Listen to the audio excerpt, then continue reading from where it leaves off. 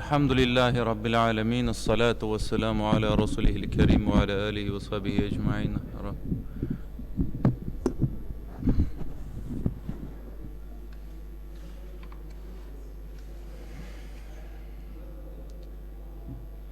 Allah'ın elçisi aleyhissalatü vesselam aytdı. Мәшеткә барган һәм аннан кайткан кешегә Аллаһ Раббыбыз ди җәннәттә һәр ул барган кайткан сайын ниъмәт, ризык әзерли ди.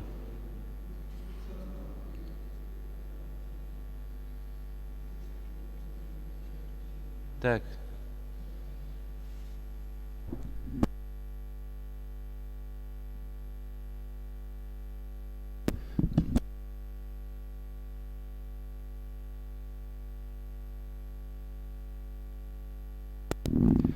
Мәшеткә барган һәм аннан кайткан кешегә Аллаһ Раббыбыз җәннәттә аңа нәрсә? Бер бүләк әзерли дип әйтә Пәйгамбәрбез алейһиссалату вассалам. Һәрбер барып кайткан сайын, һәрбер барып кайткан сайын.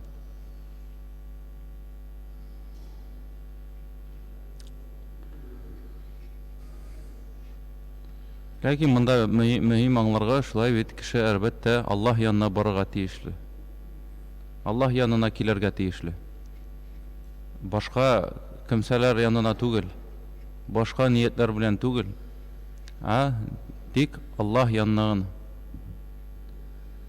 Кешенең без әйткәнебез бар инде, төрле ниятләре була ала, шулай бит. Кемдер килә менә сөйләшеп утырган әтегендә. Барыбер анда Аллаһмы, нәрсәме анда, мөһим түгел, абсолют. Сөйләшеп утыралар, ишетмиләр дә безне. Сәлам. Кыяметдин бабай отличник килде. Отличник учебы. Машаллах.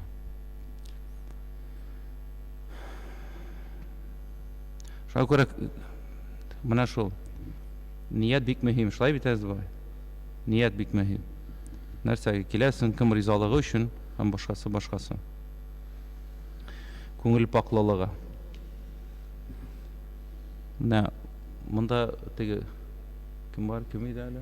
Әмирша бабай бар иде. Мәрхүм бугай, улаймы? Әмирша бабай бар иде. Менә асылда аның кебек булырга кирәк инде безгә дә, шулай бит.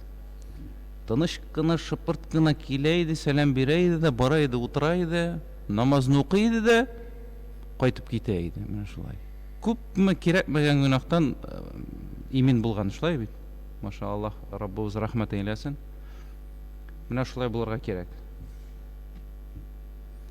Килдән кирәкмәгән сүзләрне сөйләшмәскә, чөнки бу Аллаһның йорты, шулай бит. Сөйләшмичә, нитмичә, чөнки менә шушы Аллаһ Раббыбыз биргән ниъмәттән мәхрүм булырга, калырга мөмкин кеше. Аннан соң кыямәт көнне кеше карый, ди.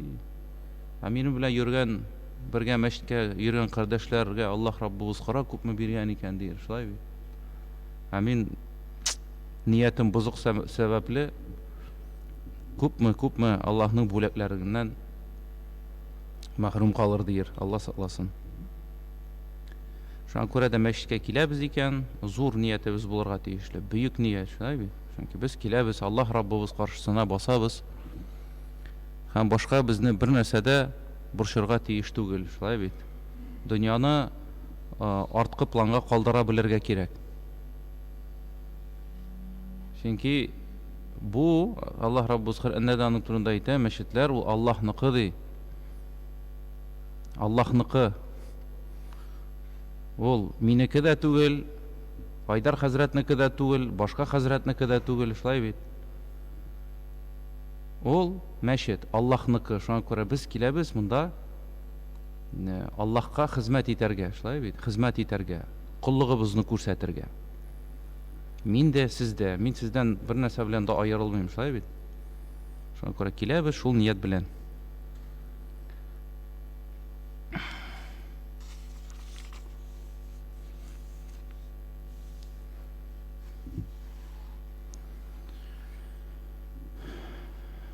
Шулай Расулуллах алейхиссалату вассалам әйтте, әгәр дә сез ди мәчеткә йөргән кешене күрсәгез ди, аның мәчеткә йөргәнен күрсәгез, ул вакытта аның бу хәленә шаһидлек итегез дип әйтә. Шаһидлек итегез ди. Нәрсә турында? Аңарда иман бар ди. Иман булганына шаһидлек итегез. Чөнки Аллаһ Раббыбыз, бөек Аллаһ әйтте ди: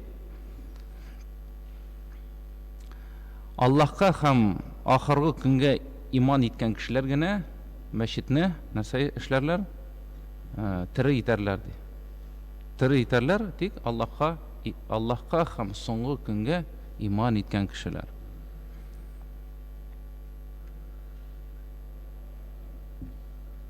Шулай бит. Иншалла без алар саныннан дип өметләнәбез булырга. Шулай бит, иншалла. Аллаһ Раббыбыз кабул итсен.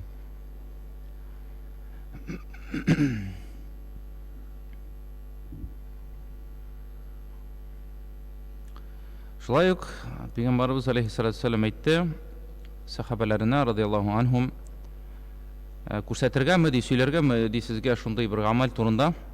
Шул гамәлне әгәр дә үтәсәгез, ул шул гамәлләрне үтәү сәбәпле гөнаһларыгыз кичерелер ди, һәм Аллаһ каршында булган дәрәҗәгез күтәрелер, артыр ди.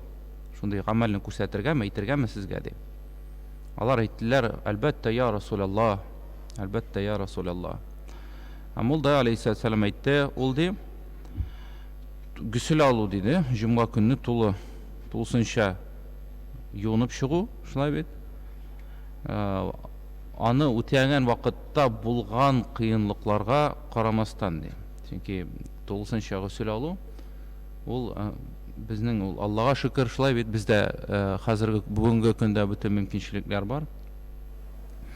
Ваннага душка кирдең дә, бардың да, рәхәтләнеп юынып чыгасың, шулай бит. Ләкин әгәр дә Расулыбыз алейхиссалам ул гасырларны карасак, су мәсьәләсендә кыенлык була, шулай бит.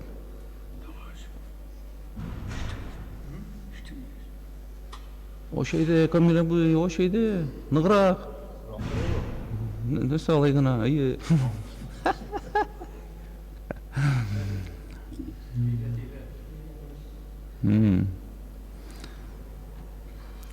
Şuna göre kıyımlıklar bulununa karamazdan diyeyim. Gusül alu diye beytem. Hem de şulayık meşitke taba bulgan küp adımlar diyeyim. Hem bir namazını okuyup, ikinci namazını kütüp turu. Hem bu da sizin için ribat bulacak diyeyim. Ribat nerse ol mesela diyeyim, sakta turu. Şulay bir sakta turu. Dinnin, imanның sağında turu yani. Mına şu. Biz bu gamellerini şınlıkta indi hazır на автомате эшлейбез, шулай бит. Җомга көне килеп җитә, душка кирип китәбез, җомга алдыннан гөсел алабыз. Аннан соң мәчеткә барабыз, кирәк дип, шулай бит. Аннан соң да намазларны көтеп торабыз, әлхәмдүлилләһ. Ләкин анда да Аллаһ Раббыбыз күп кенә фазиләтләр бар иткән, шулай бит. Ул фазиләтләр дә нәрсә? Хәтта аның өчен нәрсә дип әйтә Расулыбыз алейһиссалам? Гөнаһлар кичерелә һәм Аллаһның кулының дәрәҗәсе күтәрелә. Бunda кемдер уйлыймы аның дәрәҗәсе турында Аллаһ каршындагы? Андый кешеләр бармы, юкмы? Азат бабай. Уйлаганыгыз бармы, юкмы? Дәрәҗәгез турында Аллаһ каршында.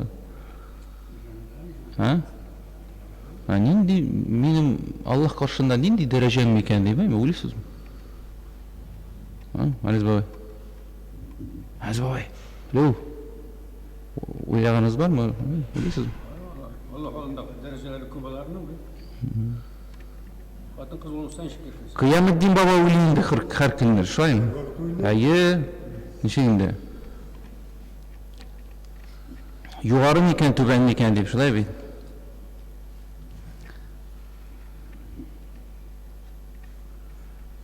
Lakin kişilerin arasında şu ayrıma var, kimdir bizning optimist, miniki anda yukarı, Былай гына йөгереп керәм дип җәннәткә, шулай бит? Күргәнегез бармы анда оптимистларны? А? Тормышта. Уверенность yok. А? Юкмы? Уверенность yok. Ай, ну, шулай булырга тиештер, шулай бит?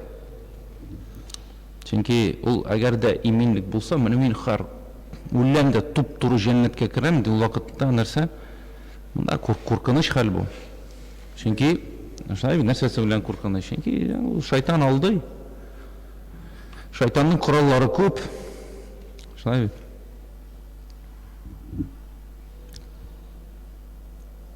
Кашакта, субханалла, кашакта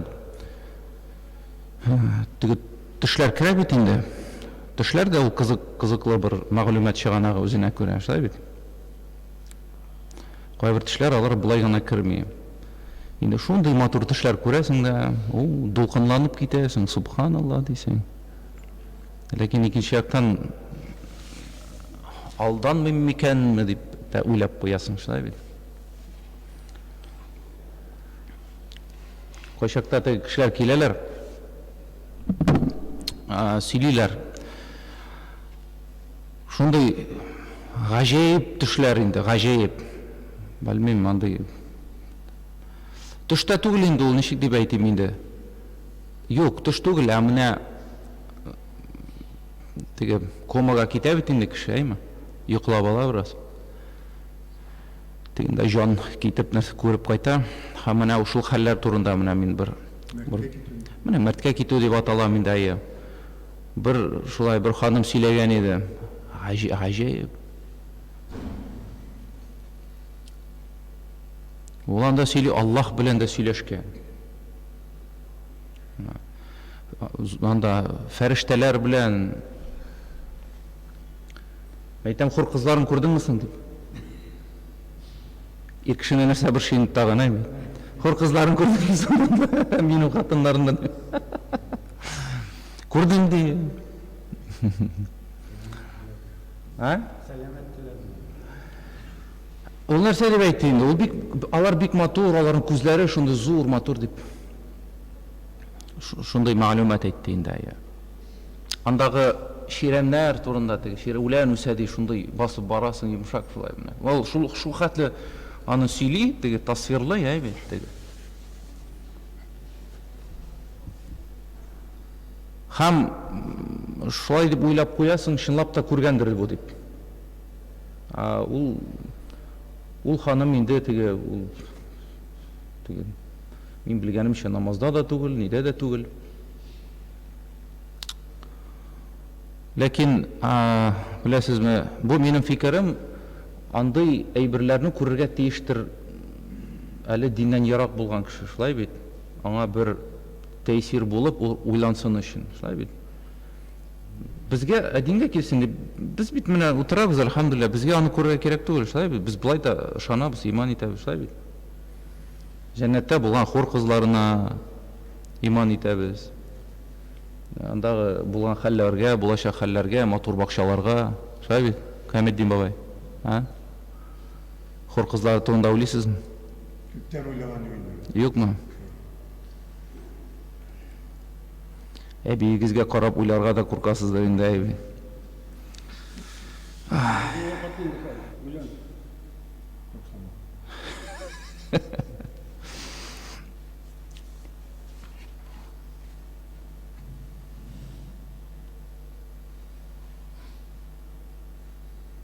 Әле хатынга әйтсәң, хур кызлары турында сүз ычкындырсаң, алар нитә көнләшә башлый әле. Син нәрсә? Анда әле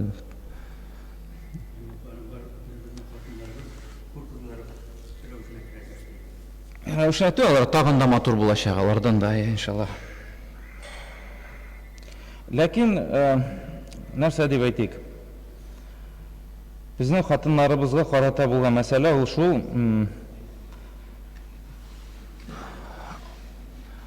алар белән анда бергә булу да ул үзенә күрә җиңел эш түгел, әйтәсем килә.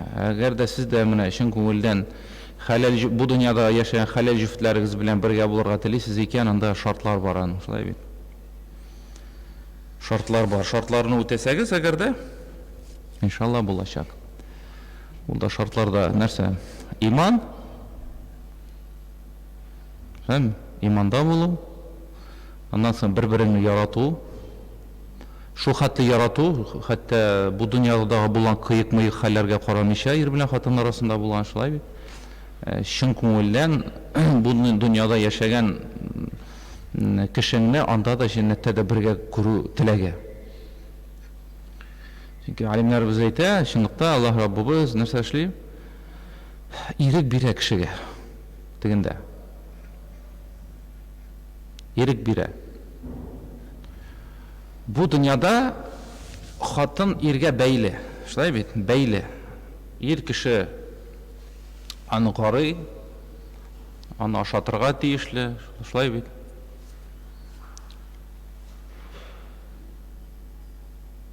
Аны саклый, нитә.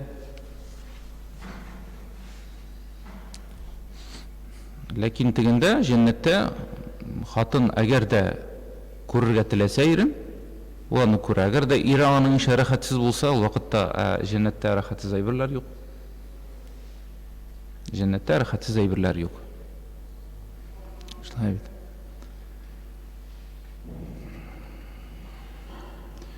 Шуңа күрә ул вакытта, иншаллаһ, бу дөньяда Пәйгамбәрбез алейһиссалату вассалам әйткәнчә, бу дөньяда бер-берсен яраткан кеше җәннәттә дә, җумахта да бергә булачак дип әйтә. Шулай бит.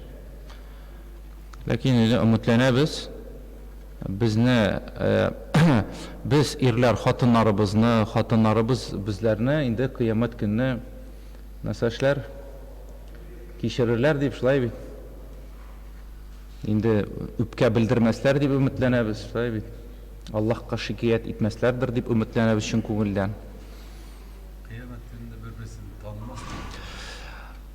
Анда бер период булачак, ләкин ахырдан да аннан бәлкем Аллаһтан алар ситуацияны аңлап сорарлар дип өметләнәм, әйтәм бит.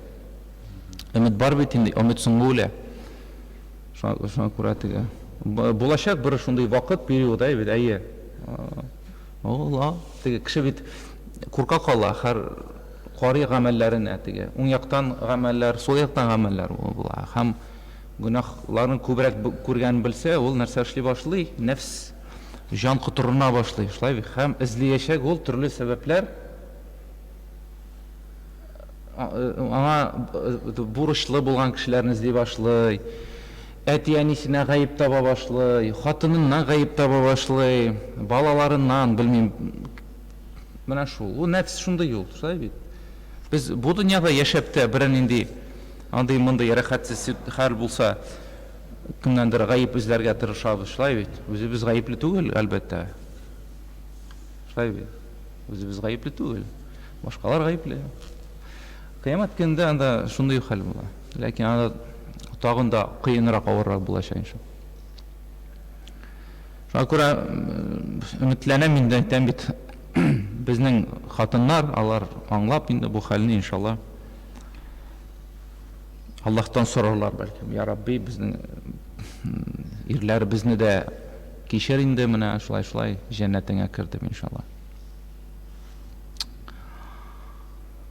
Менә шул. Шуңа күрә монда мәчеткә килеп тә дугалар кылган вакытта, дугалар иншаллаһ җумгада күп кылабыз бит инде. Хатыннарны да унутмаска кирәк, хатыннарыбызны унутмаска кирәк, шулай. Алар өчен дә дуа кылып куярга кирәк. Алайса безнең гадәттәге арвахлар, шулай бит, арвахлар эшемдә яхшы булсын, тиндә монда яхшы булсын, балалар, хатыннар турында да онытмаска кирәк, шулай бит. Чөнки без алар өчен җаваплы. Шул.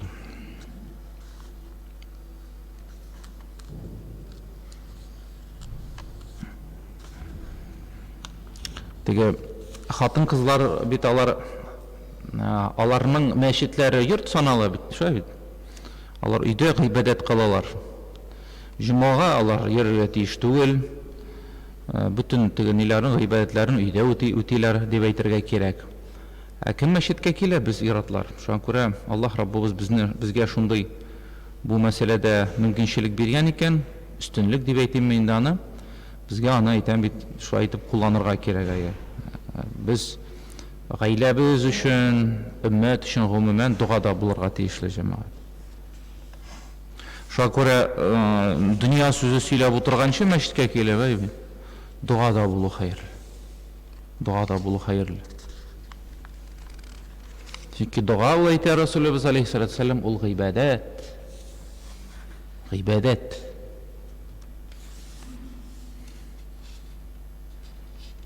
Узган атнада нәрсә турында сөйләй, яни тагын бер гыйбадатның түрі турында, әйме? Хәтерлисезме?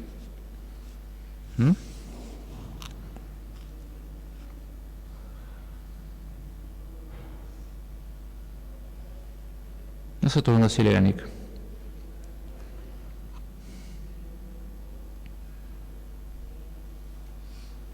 İkkeli bitirmesi.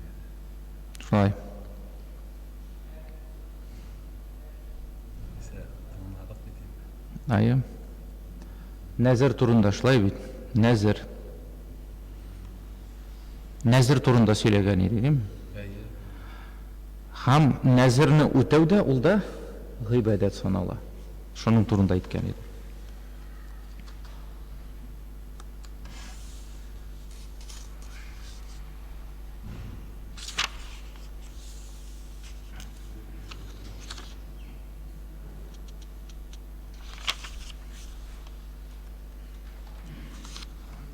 Сорауларыгыз юкмы?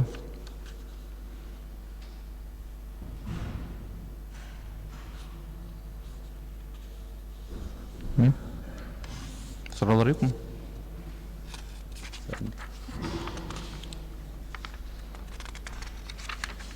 Sorular. Onlar icmakta işimişler, kutlar emreyin. Aşağı. Batın kızların birgen. Bayramına, dolaşakma. Otura boşallar. Иншалла бергә инде, әйе, иншалла бергә. Бергә булачак дип өметләнәбез. Әйе, менә кичә генә без үткән идек, иншалла кем йөри, даим рәвештә без ястү намаз алдыннан дәресләр алып барабыз, шулай бит. Кичә без узган идек шундый нине, Ибраһим пәйгамбәр, Расулыбыз алейһиссалату вассалам миғраж кылган вакытта Ибраһим алейһиссаламны күрде. Һәм ул сәлам әйтте безгә өммәткә, һәм әйтте үзенең өммәтеңә, җәннәттәге җир ул бик уңдырышлы, бик яхшы ди андагы җир. Һәм ул 40 кебек дип әйтә ул. Аның суы бик әйбәт, бик шундый иң яхшы су дип әйтә ул. Һәм синең өммәт әһелләре ди, безнең турында әйтә, ул җәннәт җирендә агачлар утыртсын ди, үсентеләр утыртсын дип әйтә. Ничек итеп утыртырга да әйтә ул ысулын. Күбрәк әйтсеннәр, еш әйтсеннәр ди, Аллаһу әкбәр дип, Аллаһны бөекләү сүзләрен. Әлхәмдүлиллаһ дип әйтсеннәр дип әйтә. Субханаллаһ дип әйтсеннәр, ла илаһа иллаллаһ дип әйтсеннәр дип әйтә. Башка риваятта килә, ла хаула ва ла куввата илля биллаһ. Аннан соң башка риваятта килә, Субханаллаһи ва бихамдихи дип әйтсәләр дип әйтә.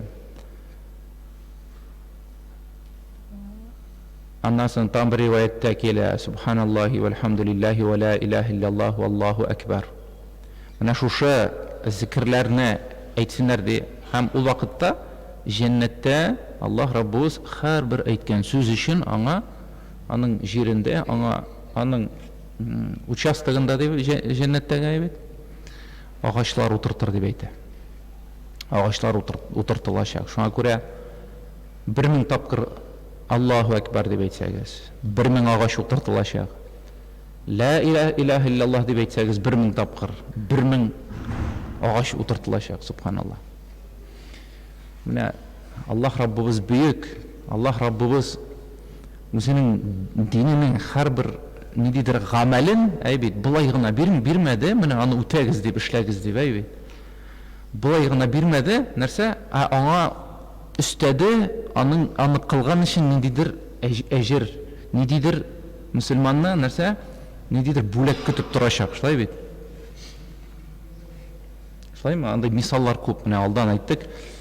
Гүсіл алса гүнахлары шистарына киім кимейді. Har bir мәшітке атлаған адамы үшінде гүнах кимей, тахарат алу үшінде гүнахысы кимей. Шылай бит. Міне айтқан зікірлер үшінде күніне алар Аллаға шүкір көп. Шуңа күрә һәр көнне дә без һәр бер намаздан соң 100 тапкыр шушы зикрләрне әйтсәк тә, ага өстәп айыры тегендә карадың субханалла дидең, монда машаллах дидең, монда кайдыранда нәрсәдер әйттең. Шуңа күрә һәр беребез дә бәлкем кимендә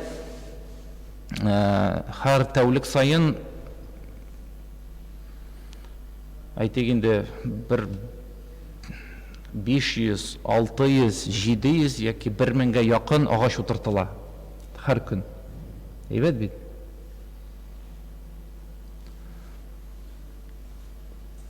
Шуңа күрә мәчеткә килеп тә, өйдә буш вакыт табып утырып та, дөнья буш сүзе сөйләгәнче, менә шулай җәннәттә агачлар утырту белән мәшгуль булсаң, хәерле. Шулай бит.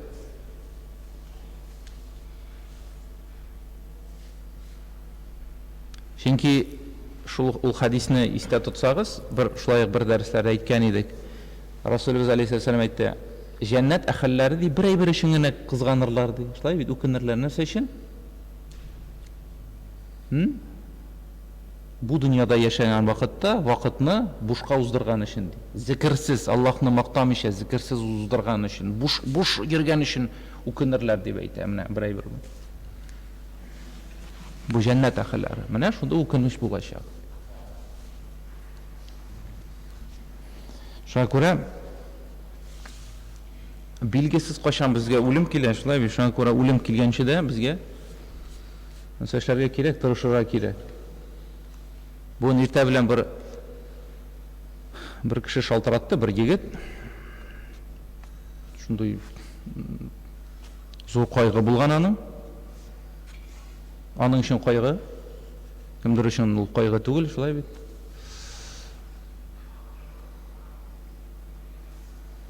Әни үлде ди. Кинәт кенә менә барган кайдырында күрше шәһәргә, әни үлде ди. Аптыраган нәрсә эшләргә белми, менә шундый ситуация һәр көн үлми бит инде туганың ни. Монда бигрәк тә әни кеше, шулай бит диген. Менә шул ул да апада яшәгән дә өметләнгән әле яшәрмен әле дип, шулай бит. Шуның кебек тә мин дә я бүген дә я иртәгә китәргә мөмкинмен, сезнең берегез дә, ярый. Шуңа күрә шундый нәрсә ул. Шуңа күрә әйтәм бит, вакыт табып, гомумән һәр бер мөселманның менә biz һәр беребездә шикләнмик. Җәмәгать 5 вакыт намаз белән генә. Әле әйтәм, ансында без әле Аллаһ Раббыбыз безне мәҗбүриләгәнгә күрә генә укыйбыз, шулай бит. Фарыз кылды, укымасаң гөнаһ дибез, куркабыз. Курыкканга күрә укыйбыз. Аллаһ кичерсен инде безне. Шулай бит. Бер ай килә, аны да курка көтеп торабыз Рамазан айын, шулай бит. Иманыбыз шундый хәлдә. Тагын аш булачак. Яхшы, рәхмәт. Курка әйтәм бит, көтеп торабыз Рамазан айларын. Нәпсегә авыр бит. Шуңа күрә аның белән генә шикләнергә кирәк түгел асылда. Аллаһ Раббы шундый гамәлләрне безгә бирде, аны кылу мөмкинчелеген, әйме, Аллаһ атала üsteme ameller, üsteme gıybet, şöyle bir şey diyor Allah, nafile. Nafile neresi için gerek?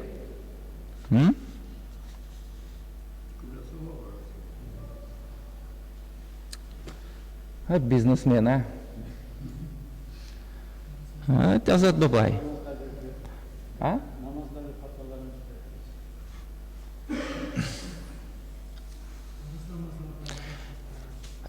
Mana күрәсезме?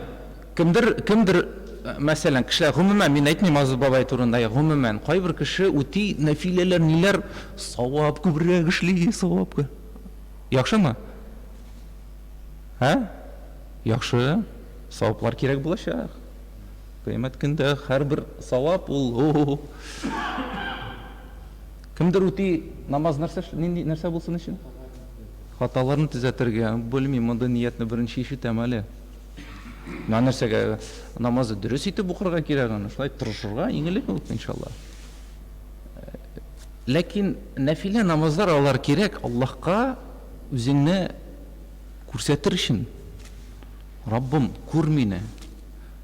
Мин шикләнмим фарызлар белән генә, әйбит, аларны да әлхәмдүлилләһ үтим, ләкин менә нәфилә гыйбадәтләрне үтәү ул Аллаһның кулының аеры бер дәрәҗәсен күрсәтә. Ул реально нәрсә эшли?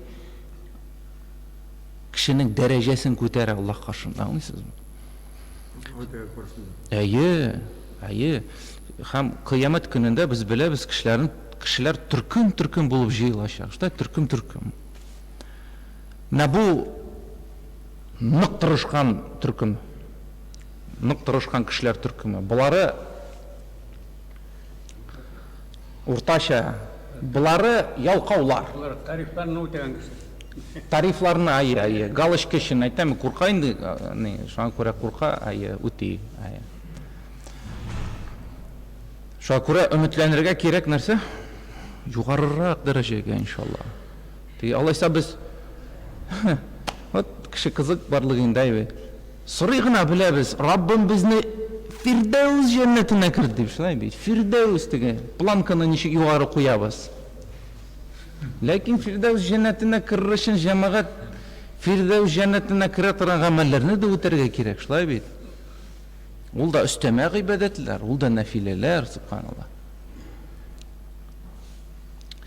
Күп хадисләрдә килә, Расулыбыз алейһиссалам әйтә, күп хадисләрдә килә, шуны үтәсә кеше, шундыйлардан язылыр. Булай итсә, шундыйлардан язылыр. Менә буларны үтәмәсә, шундыйлардан язылыр. Менә һәрберебездә кемнәрдәндер язылган, шулай бит. Кемдер ялкаулардан, кемдер тырышлардан, дәрәҗәбез һәрберебезнең дә төрле, шулай бит. Шуңа күрә, вакытыбыз да биткән икән. Шуңа күрә күбрәк яхшылыклар кылырга кирәк, әйтәм бит, күбрәк зикрдә утыру кирәк. Дөнья ул мавыктыра, алдаштыра, ләкин менә шушы Аллаһ Раббыбыз безгә мөмкинчелекне кулланырга кирәк. Без чынлыкта да җәмәгать сайланган кешеләр, монда юкка гына килми беркемдә, шулай бит. Ләкин кемдер аның кадерен белә, кемдер кадерен белми. Менә шунда аерма. Кемдер гомер буе мәчеткә йөри ала, шунда җаһил була да китә ул. Җаһил, туп-тугрәк надан булып китә, менә файдасыз, амаллары файдасыз. Чөнки һәрбер мәчеткә килгәне ул файдага үткәрми, әллә нәрсәгә килә, әллә нәрсә эшли. Шуңа күрә алай бик куркыныч нәрсә ул. Шуңа күрә алданмыйк. Ният белән килик мәчеткә йөрик, ният белән, Аллаһ янына. Безгә беркем дә комачалык итәргә тиеш. Алайса кешеләр беләсезме, шундый гадәт бар кешеләрнең. Ул мәчеттә фәлән хәзрәт, мин аны яратмыйм, яки шундый бер кардәш йөри, мин аны яратмаганга күрә ул мәчеткә йөрмим. Менә бу нинди сүз? Безне ул имам кем борчырга тиеш түгел, без аның янына килмибез. Без Аллаһ янына киләбез. Шулай бит, ул Аллаһның йорты. Анда кем йөриме, ул кардәш йөриме, аның белән кызыгы бармы, юкмы? Так, тиз генә.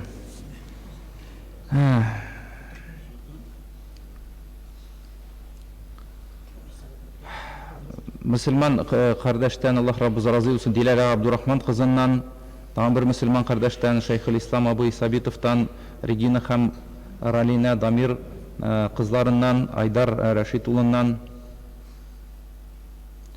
тагын бер мөселман кардәштән, монда фамилиясын дөрес итеп укый алмыйм инде, гафу итегез. Аллаһ укыганымны теләмидер, ярар.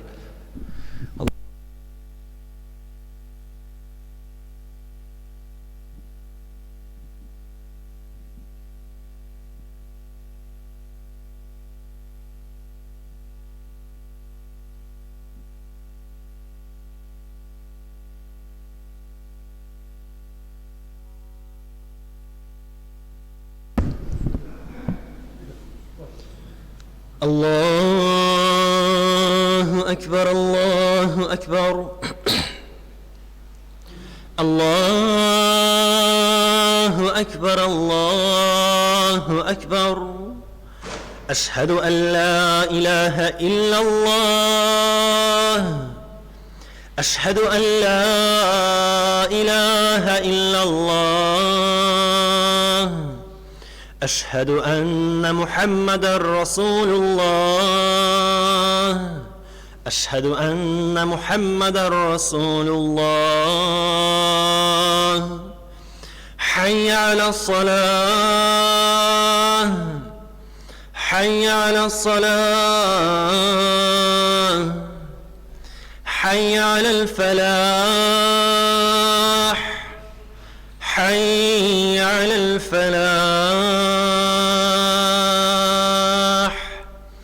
الله أكبر الله أكبر لا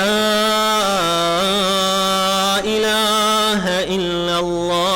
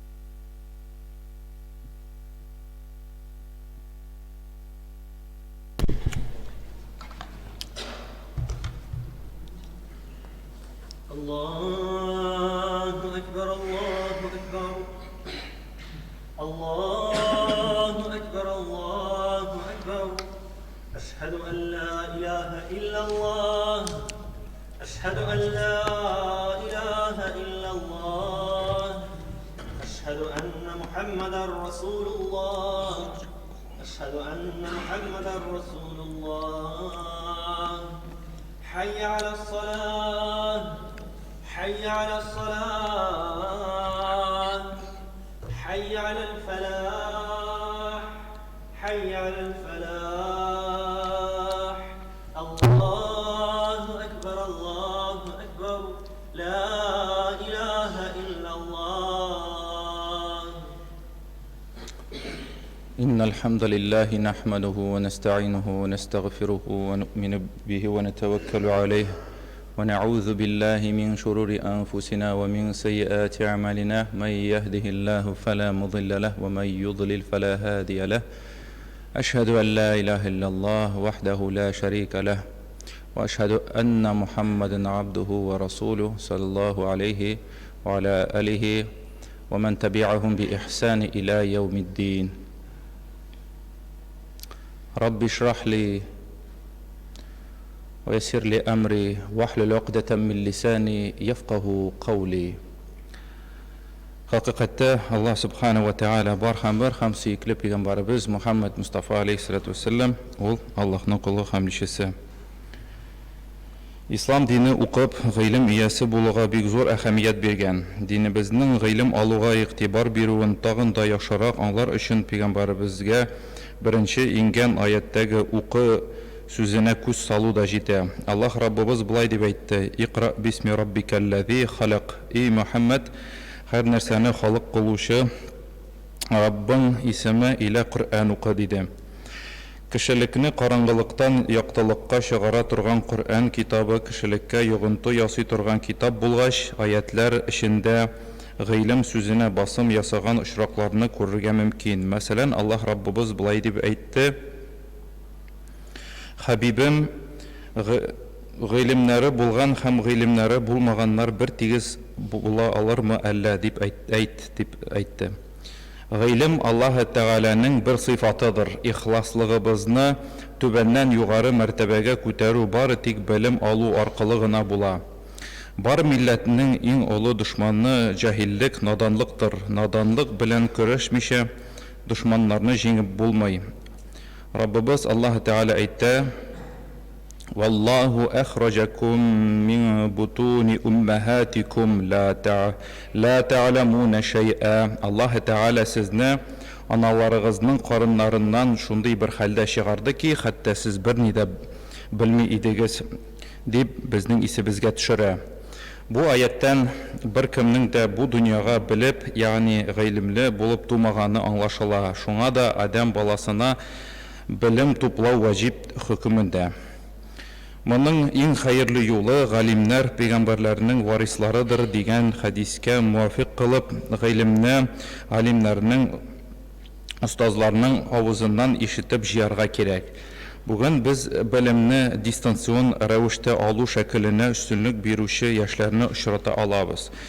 Балалар җәмгыятьтән аерылып, домашнее обучение, образованиега, ягъни өйдән чыкмыйча гына җансыз экран аркылы белем ала. Педагог һәм методистлар әйтүенчә, ул методика тиз темп белән үсеш ала башласа да, бу безнең өчен бер яңалык һәм аның кая илтәсен бер кемдә әлегә әйтеп һәм фаразлап бирә алмый. Алар бу өлкәдәге яңалыкны ныклап өйрәнергә чакыралар. Хәзер инде бу хәл дөньяви уку йортларында гына түгел, дини уку йортларында да кулланыла. Яшүсмерләрнең электрон дәрес алган вакытында экранның теге як чыбыгында дөрес мөгаллим утырганын каян беләбез һәм моңа кем нинди гарантия бирә ала? Кеше ялгыз башына хакыйкатьне, дөреслекне, ягъни яманнан айыру халәтендә яратылмаган. Ул бер сәбәпчегә, ягъни муаллимгә мохтаҗ. Юкка гына Аллаһ Тәгалә җир йөзенә пәйгамбәрләр һәм китаплар җибәрмәгән. Шен гыйлемне устасыз, галимсез үлезләштереп булмый. Ә без устазларыбызны ничек хөрмәт итәргә тиеш соң? Ихтигадыбызда тәкъдир ике төрле була. Беренчесе без үзгәртә алмаган һәм көчебез җитмәгән тәкъдир, икенчесе біз үзгәртә алган тәкъдир. Беренчесенә кешенең тышкы кыяфәте, гәүдәсе, акылы, ата-ана, туган җире, туган туфрак, милләте һәм укытучы муалlimнәр керә һәм без укытучыларны да сайлый алмыйбыз икән. Алар безгә ата-ана кебек Аллаһ тарафыннан билгеләнгән затлар. Без аларны хөрмәт итәргә тиеш. Әгәр дә бер шәкерт кеше укучы даны таралган укытучыда гына укырга теләп, бер устаздан икенче устазга сикереп, күчеп йөрсә, бу наданлык билгесе була. Чөнки гыйлем үстәргә теләгән кеше гая һәм кемдә генә булуга карамастан шул җирендә хикмәт һәм зирәклек табарга тиеш.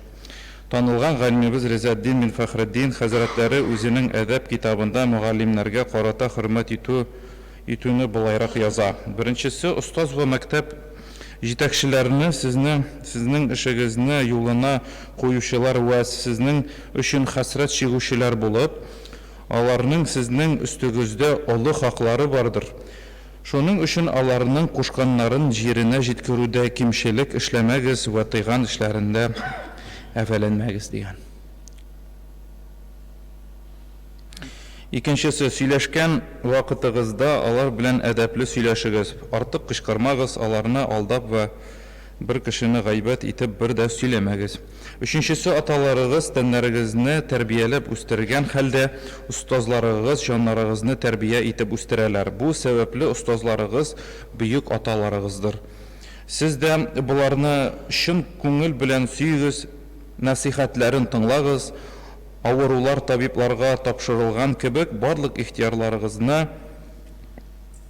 аларга тапшырыгыз, аларның теләкләренә каршы килмәгез. Һәм дүртенчесе, мугалlimнәребезгә түбәнчелекле булыгыз, каршылыкларында әдәпле утырыгыз, насихатлары белән амәл кылыгыз, саваплы булыр өчен хезмәтләрен җиренә җиткерегез, аларга ялыныгыз. Башка урында ялыну мөмин мөселманга хас булмаган хәлдә гыйлем өйрәнү тугрысында ялыну мөмин мөселман сыйфатыдыр.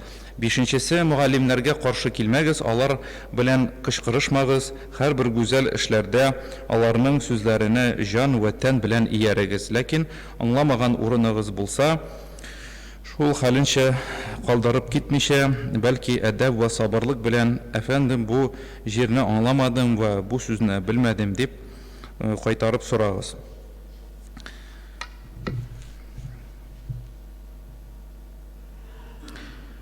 Пәйгамбәрбез Мухаммад саллаллаһу алейхи ва саллям өлкәннәрне хөрмәт итмәгән, кешеләрне кеше итмәгән һәм гыйлем ияләренә тиешле хөрмәтне күрсәтмәгән кеше минем өммәтемнән түгелдер дип әйтте. Шулай ук Расулуллаһ саллаллаһу алейхи ва саллям әйтте: "Фәннәрне өйрәнегез, гыйлемнәр алыгыз һәм шул фән белән гыйлемнәрне үзләштерүдә булышкан галимнәргә, устазларга, ягъни сабырлык күрсәтүне исегездән чыгармагыз" дип әйтте. Гыйлем алу Аллаһ Тәгаләнең ризалыгына һәм җәннәт юлына алып килә. Бер хадистә булай дип әйтелә: "Кем гыйлем алу нияте белән юлга чыкса, Аллаһ Тәгалә аны җәннәткә илтә торган юлга чыгарыр" дигән. Фәрештәләр гыйлем алучының аяк асларына канатларын җәеп торырлар, һичшиксез гыйлем иясе өчен җирдә һәм күктә булган һәр нәрсә, хәтта су эчендәге балыклар да аның өчен гафу сорап торалар. Гыйлем иясенең гыйбадәт кылучы кешедән фазиләте өстенлеге айның йолдызлардан өстенлеге кебектер. Галимнәр пәйгамбәрләрнең варислары, пәйгамбәрләр исә үзләреннән соң мираска бер кемгә дә динар да дирхам да калдырмаслар, алар мирас итеп гыйлем калдырырлар, аны алган кеше мираска мул итеп акча алган кебек булыр. Ләкин гыйлем юлы сабырлык һәм тырышлык сорый торган бер юлдыр. Ул төрле сынаулар һәм авырлыклар белән чорналган. Җәннәткә илтә торган юллар да авырлыклар белән бөтерелгән бит. Гыйлем пәйгамбәрбез галейһиссалату вассалам бер хадисендә әйтте: "Тән рәхәтлеге белән генә гыйлем алырга көч җитми. Белемнең фазиләтенә дәвам итеп башка хадис та китерелә. Үзе өчен яки кемне дә булса өйрәтү ниятеннән гыйлемнән бер бүлек өйрәнгән кешегә Аллаһ Тәгалә шүлдәге һәр ком бөртеге кадәр әҗр савап язар дигән. Бер әдәп дәресләренең өйрәтә торган китапта булай язылды. Кеше гыйлем алуын дәвам иткәнчегә кадәр галим булып санала, ләкин ялгыш укыган гыйлеме күп дип уйлап, гыйлем алуын туктатса һәм янындагы булган кеше белән сүз көрәштерә башласа, ул кеше дөньяның иң надан кешесенә әверелер.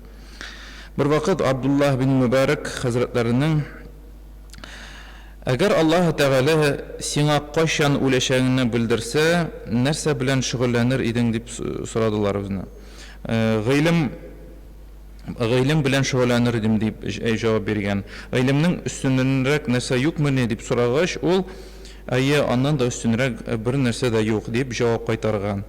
Гыйлем белән шөгыльләнүнең башка гыйбадәтләрдән фазиләтлерәк икәнен ни белән испатлап бирәсең дип сорагач үзеннән, ул гыйлем һәр нәрсәдән дә югары, чөнки Аллаһ Тәгалә пәйгамбәренә һәр нәрсәне дә бирде һәм артыгын сорау белән әмер ителмәде. Гыйлем хакында исә, эй Раббым, минем гыйлемемне арттыр дип әйтергә боерды. Әгәр пәйгамбәребез Аллаһыдан гыйлемнән тыш башка нәрсә сораган булса, мин дә гыйлемне өстен куймас идем дип җавап биргән. Гыйлемнең өстенлеге избатлый торган пәйгамбәребезнең алейһиссәлам түбәндәге хадисен китерәсем килә. Сөләйман алейһиссәлам мал, султанлык һәм гыйлем сайлау арасында ирекле кылынды. Ул гыйлемне сайлап алды, шуңа да нәтиҗәдә байлыкка һәм султанлыкка да ирештерелде. Әбу Әүсәд хәзрәтләре гыйлемнән башка кыйммәтле бер нәрсә дә юктыр. Султаннар кешеләр өстендә хакимдер, галимнәр исә султаннар өстендә хакимдер дип әйтте. Галимнәр дөньяда кешеләргә юл күрсәтеп, хәерле гамәлләргә сәбәпче булган кебек, ахирәттә дә юл күрсәтүләрен дәвам итәчәкләр. Вәгазьне йомгаклап түбәндәге хадисне карап китик. Җәннәт әһелләренең җәннәттә дә галимнәргә ихтияҗлары булыр. Җәннәт кешеләре һәр җомга көнне Аллаһ Тәгаләне зиярат итәләр. Аллаһ Тәгалә аларга миннән теләгән нәрсәләрегезне сорагыз дип әйтер. Алар исә галимнәргә борылып, нәрсә сорыйк дип әйтерләр.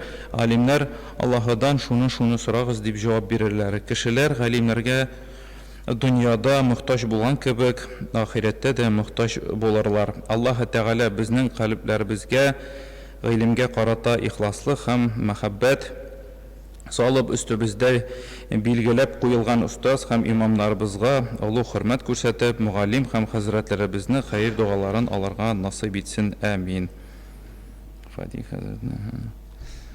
Шуңа күрә гыйлем алырга кирәк, мөхтәрәм җәмәгать, укырга кирәк, гыйлемне хөрмәт итәргә кирәк, укыткан кешене хөрмәт итәргә кирәк, шулай бит. Чөнки бу укыган кешенең бер сыйфаты, шулай бит. Чөнки менә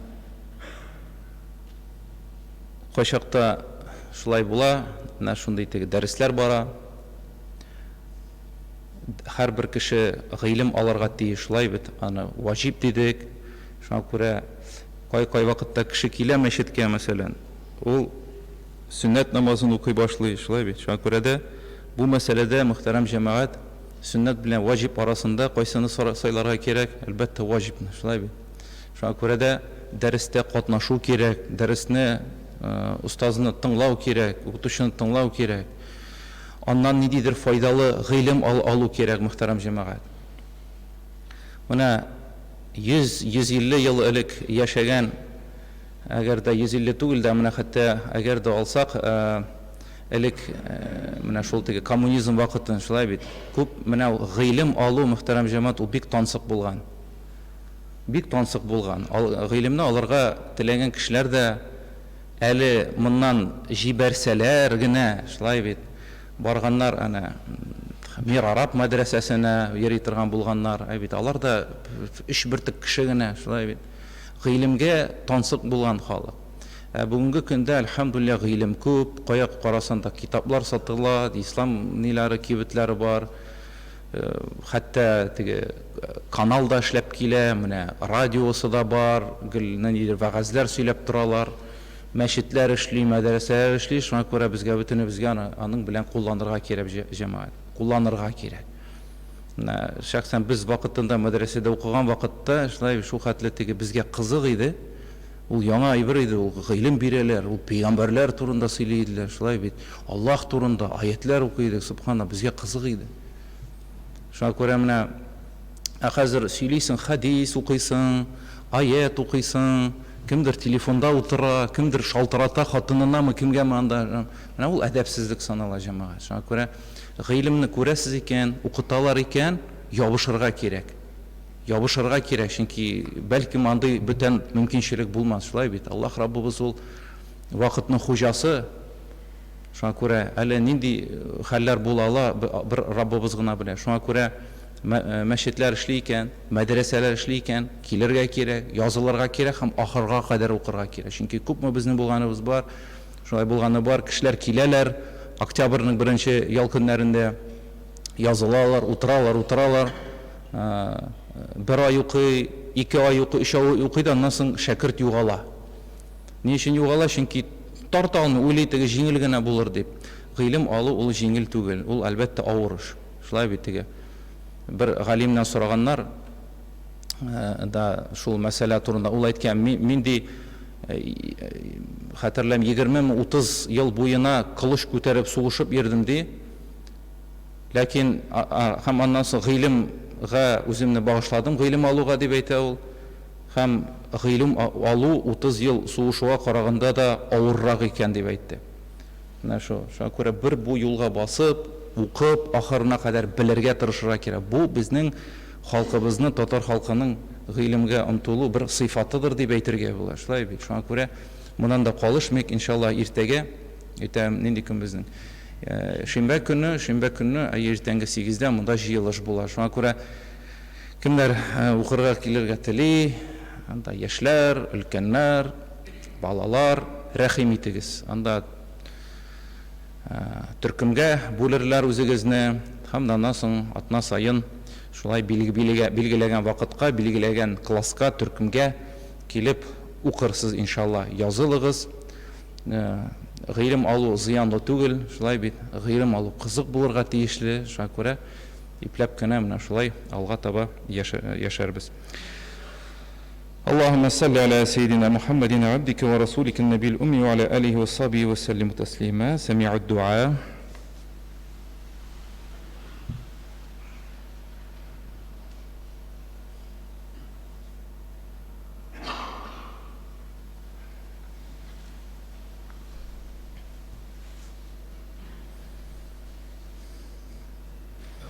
الحمد لله العزيز الغفار الكريم الستار الذي خلق الإنسان من صلصال كالفخار وخلق الجان من مارج من نار. اللهم صل على سيدنا محمد. إن الله وملائكته يصلون على النبي يا أيها الذين آمنوا صلوا عليه وسلموا تسليما وأقيموا الصلاة.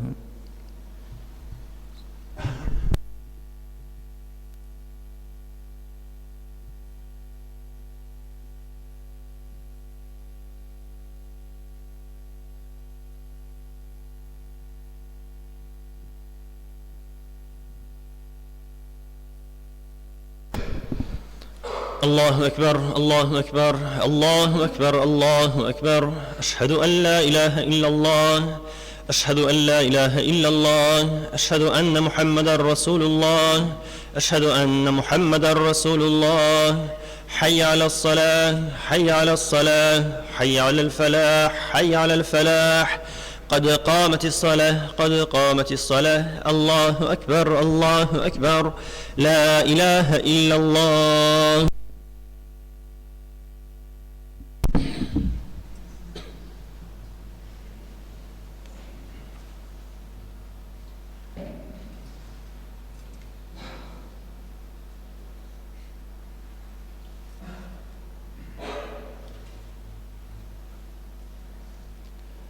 الله أكبر.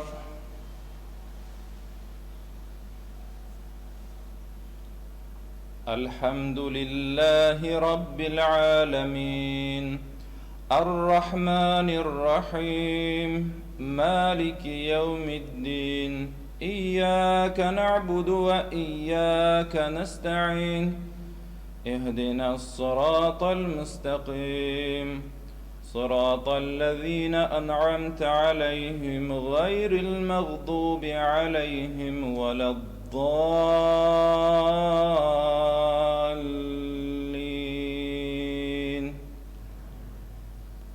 آمن الرسول بما أنزل إليه من ربه والمؤمنون كل آمن بالله وملائكته وكتبه ورسله لا نفرق بين أحد من رسله وقالوا سمعنا وأطعنا غفرانك ربنا وإليك المصير.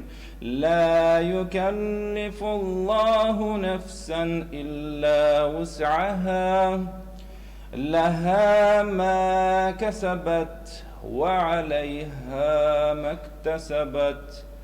ربنا لا تؤاخذنا إن نسينا أو أخطأنا ربنا ولا تحمل علينا إصرا كما حملته على الذين من قبلنا ربنا ولا تحملنا ما لا طاقة لنا به واعف عنا واغفر لنا وارحمنا أنت مولانا فانصرنا على القوم الكافرين. الله أكبر.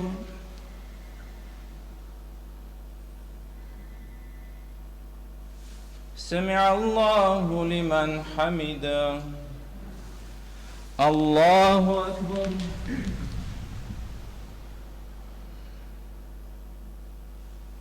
الله أكبر. الله أكبر. الله أكبر.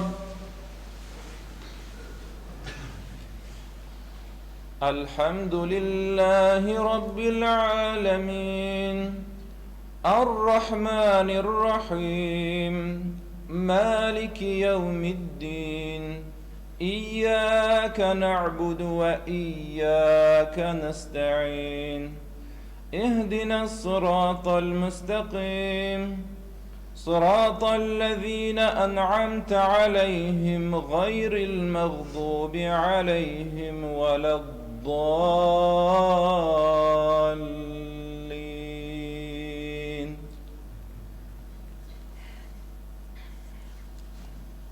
قل أعوذ برب الناس ملك الناس إله الناس من شر الوسواس الخناس الذي يوسوس في صدور الناس من الجنة والناس. الله أكبر.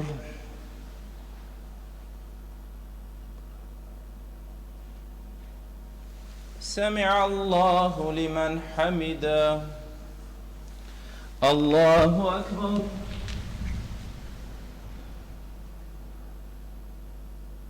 الله أكبر. الله أكبر. الله أكبر.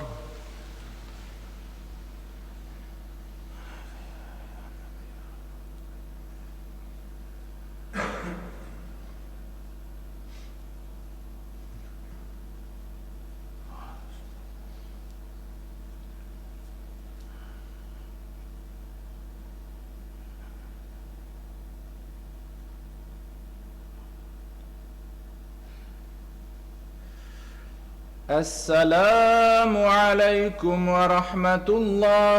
السلام عليكم ورحمة الله.